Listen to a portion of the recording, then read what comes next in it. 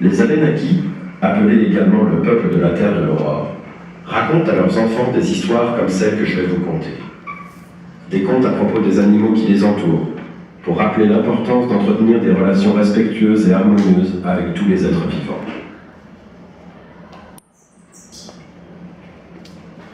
Un soleil de fin d'après-midi éclaire le sous-bois de la forêt abénakise.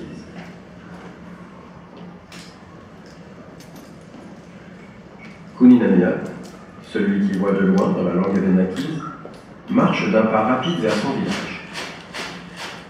Très bien. Je vais continuer. Sur sa gauche, le chant d'un cardinal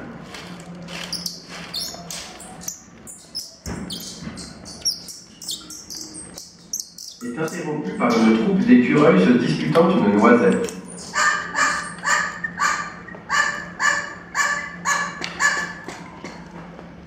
Les coassements de grenouilles le préviennent qu'il s'approche d'un lac.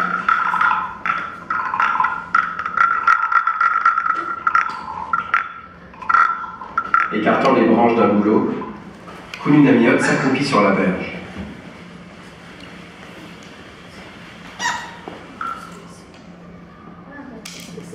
Il entend les cancans d'une famille de canards.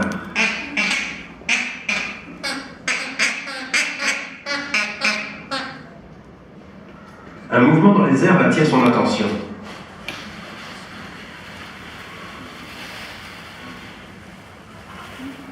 Une bernache en sort, l'air visiblement agacée.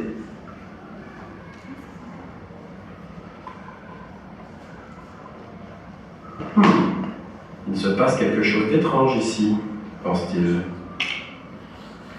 C'est alors qu'un bruit dans l'eau le fait sursauter.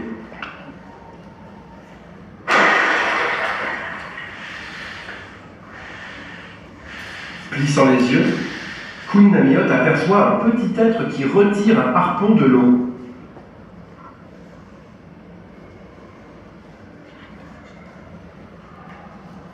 Haut comme 3 pommes, il semble fait de branches d'arbres avec des feuilles pour cheveux. Kouninaniat n'en croit pas ses yeux. C'est un Manoguemas, un esprit de la forêt, j'y crois pas.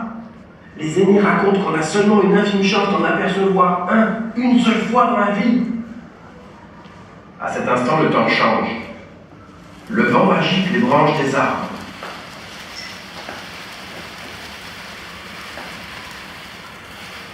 Des vagues frappent le rivage.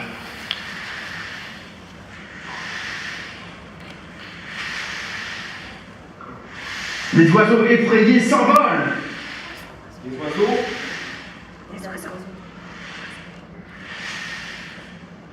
Soudain, une gigantesque anguille jaillit hors de l'eau.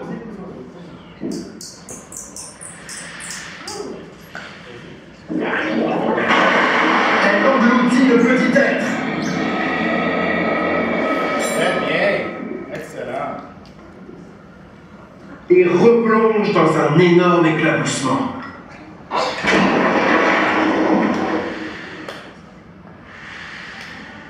Puis, plus un son, le calme plat. Du petit être, il ne reste que sa hachette dorée qui retombe sur la pierre avec un son étrange. La hachette, faut voir la hachette. Terrorisé, Kouninaniat se précipite derrière un rocher.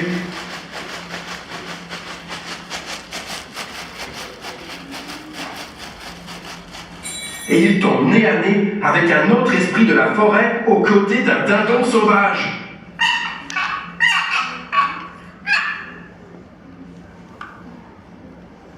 Koué, murmure le petit être. Je m'appelle Nanatasis.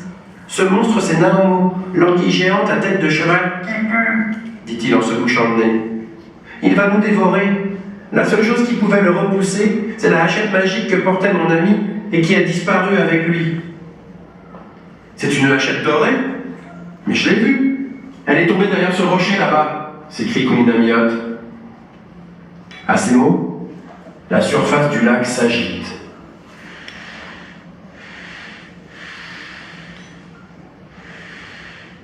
Sûrement le monstre qui revient. Alors cours vite la chercher pendant que j'attire l'attention du monstre. Et le petit être bondit hors de sa cachette, lance des cailloux dans l'eau. Antoine, le petit être. Et il crie: hé toi l'anguille, t'es bien idiote et laide, et en plus, tu pues. Son dindon se met à faire grand tapage, caquetant, gloussant et glougloutant.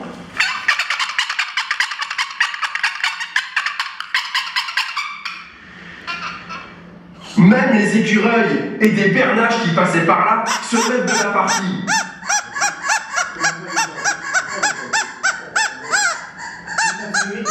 Jamais de mémoire d'homme, on n'avait entendu pareille provocation. Fou de rage, le monstre jaillit hors de l'eau pour dévorer ses effrontés.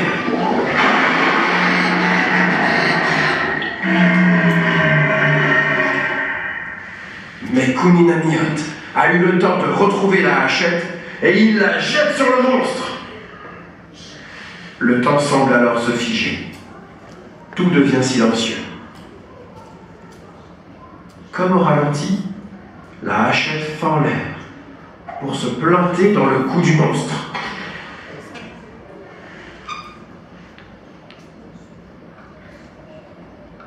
Et un son étrange se fait entendre.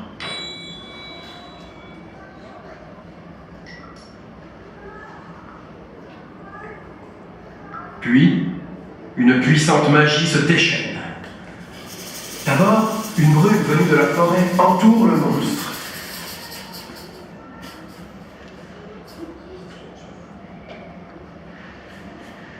Puis, des rayons de lumière jaillissent de la hachette.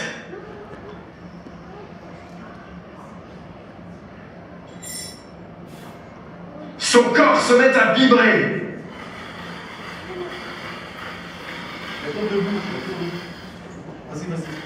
Et des vagues géantes le frappent.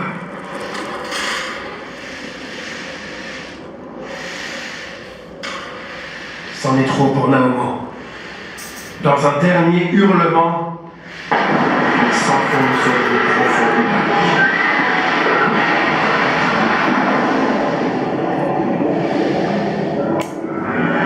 Le calme revient lentement sur le lac.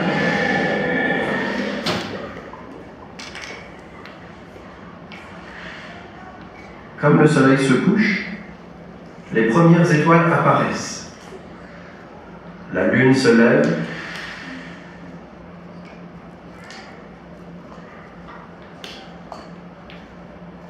Et bientôt, c'est toute la forêt qui fête la disparition de Naomo, l'anguille géante à tête de cheval.